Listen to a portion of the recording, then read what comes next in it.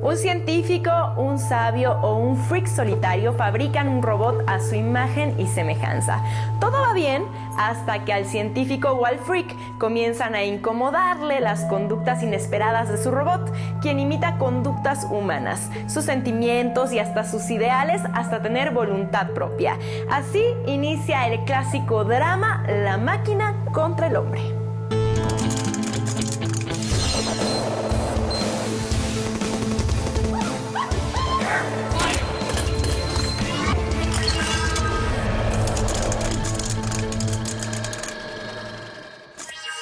Casi humanos, androides y cyborgs. El tema de hoy en Popcorn Cinema Series. Un androide es un robot o una máquina autómata que se ve y actúa como ser humano. La palabra androide, por etimología, se refiere exclusivamente a los varones. Para referirse a una mujer con forma femenina, la palabra correcta sería ginoide. En la mitología griega ya existían androides hechos de metal. Uno de ellos se llamó Talos y fue construido para proteger a su pueblo de posibles invasiones. Los androides son muy populares en las historias de ciencia ficción y no deben de ser confundidos con un cyborg, ya que este último sí es un humano al que le fueron agregados mecanismos tecnológicos. How was it? What? The town. It seems like there are less and less people.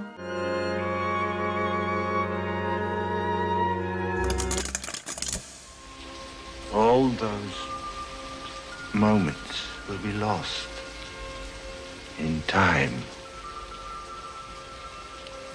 like tears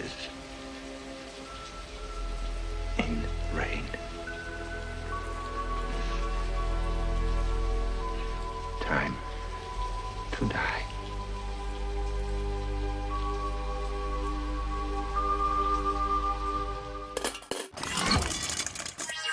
Oigan, y fíjense que vi Blade Runner y se me hizo una película pesada, pero bueno, dentro de todo este envoltorio de ciencia ficción me hizo cuestionarme el qué nos hace humanos, ¿no? Yo creo que por ahí va el mensaje, ¿no? ¿Cómo ven? Sí, totalmente. Y eso que dices que es pesada, a mí también, la primera vez que la vi hace unos años, me costó mucho trabajo. Yo decía, bueno, ¿qué? O sea, what the fuck, ¿no? La narrativa es como muy lenta, es ¿no? lento, todo es lento, la ambientación también es pesada, Es oscura. Es un poco de cine negro también. Sí, claro, es una combinación, tiene esa influencia aparte muy de ser un fuerte. detective, ¿no? También.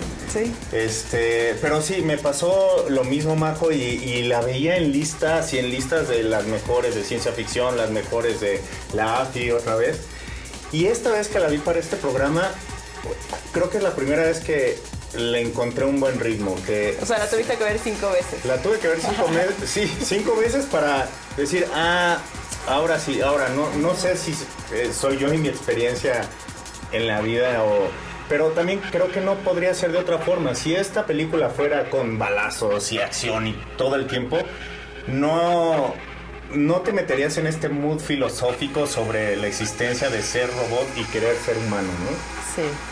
La película Blade Runner está basada en la novela Sueñan los androides con ovejas eléctricas, que fue escrita por Philip K. Dick. Cuéntanos un poquito de qué trata, Charlie. Sí, bueno, lo que estás comentando tú es el meollo del asunto y es el corazón de la historia. ¿Hasta qué punto un ser artificial puede aspirar, tener esas aspiraciones a tener su propia vida y no únicamente trabajar para lo que fue concebido? Y la búsqueda de su propia identidad y de su libertad. Ese es el tema de la película.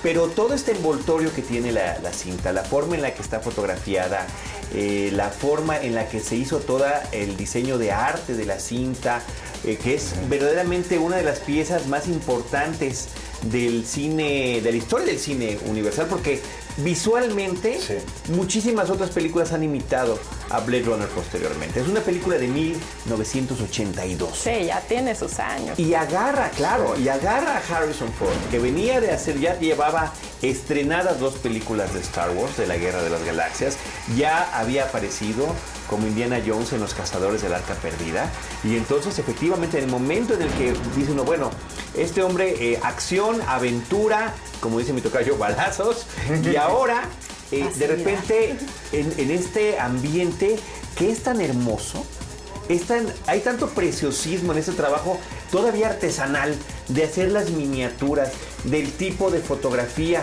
de la cantidad de humo que se utilizó para iluminar, del diseño de vestuario, de utilizar uno de los lotes de los estudios donde había edificios antiguos y que se hiciera esto que se llama el retrofuturo. Es decir, seguimos avanzando tecnológicamente, pero estamos trabajando capa sobre capa de lo que ya existía. Ahorita está de moda que tú vayas a un antro o a ciertos restaurantes y que veas los tubos y cosas externas de lo que normalmente va oculto. Y aquí fue lo que se trató de hacer. Me parece muy chistoso justo eso de pues en cuestión tecnológica, yo me fijaba mucho, digo, ya es la primera vez que la veo.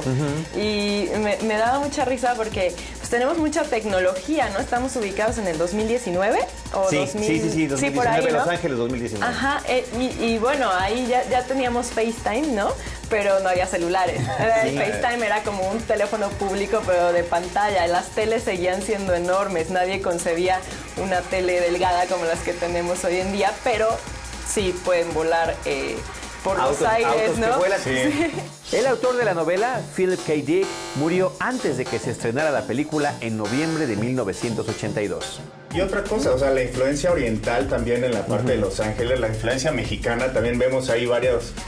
Hay una librería México, por ejemplo, hay como barrios mexicanos, mucha influencia de chinos, incluso también pues son los que están construyendo tecnológicamente los ojos, ¿no? Para los claro. replicantes. Entonces también eso sí logró pronosticar Ridley Scott un futuro al menos acercado. No creo que en 2019 estamos tan jodidos. No sé si gana Trump o así.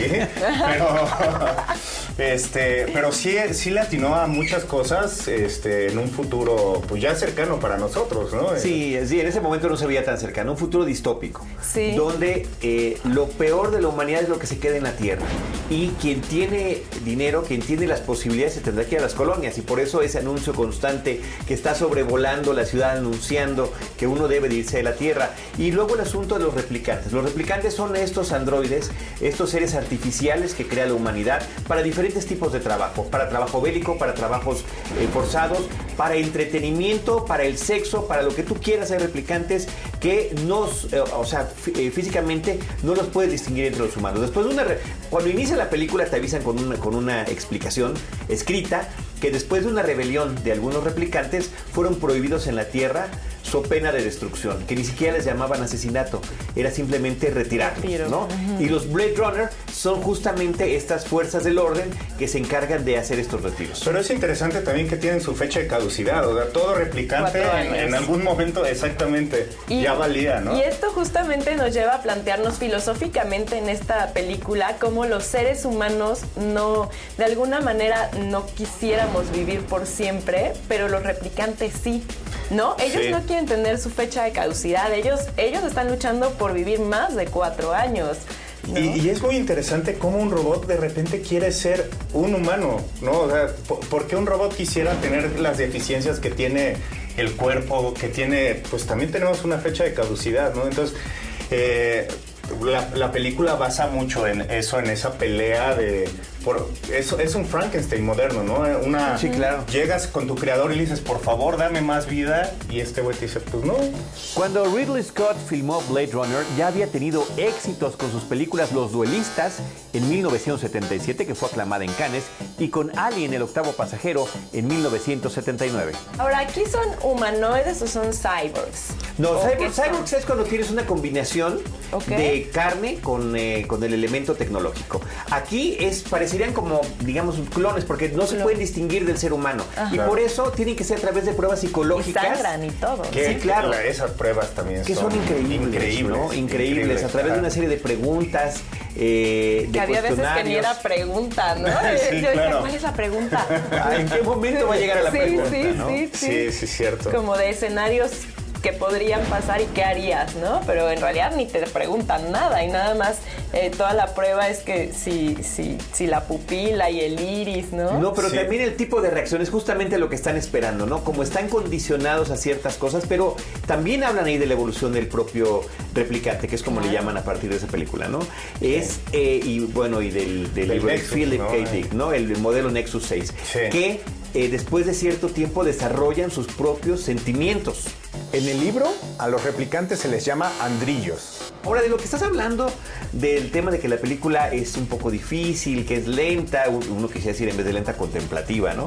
Para poder apreciar todo este arte que está ahí expresado de una manera brutal. Bueno, hay que hablar de la historia de la película en términos de su edición y, bueno, la última edición, tanto en Blu-ray como en DVD, viene acompañada de un documental que dura lo mismo que la película, que se llama Días Difíciles o alguna cosa así, que trata sobre desde la concepción del guión, basado en el libro de Philip K. Dick, hasta que se completa la película. Pero el primer corte de la cinta que hizo Ridley Scott duraba 4 horas. Imagínense 4 horas y todo el mundo decía, o sea, no sé qué vi, qué bonito, pero no sé qué vi, ¿no? La música de Vangelis, por ejemplo, que utiliza la película, es verdaderamente espectacular. Entonces, atravesó una serie de pleitos por la forma en la que iba a ser exhibida la película, que uno de ellos era el tema de la voz en off. La película, en su versión que se estrenó en los cines, tenía una narración de Harrison Ford, de su personaje de Deckard, donde está explicando muchas cosas